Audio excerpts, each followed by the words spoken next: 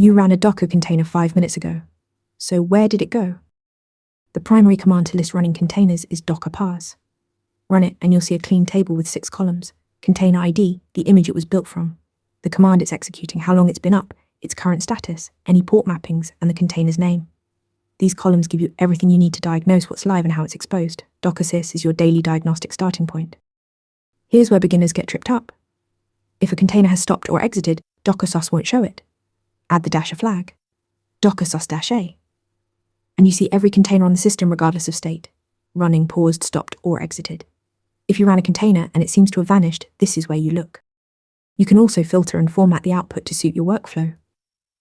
Use -- filter status equals exited to list only stopped containers. Use -- format with a template string to control exactly which columns appear. And if you prefer explicit commands, Docker container-ls is the modern long-form equivalent of Docker Sus. Same results, more readable syntax.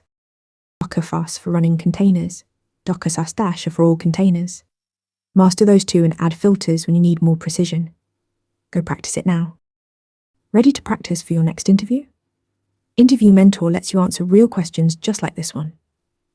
After each answer, you get a detailed grade and personalized tips to improve. Watch your scores climb as you keep practicing.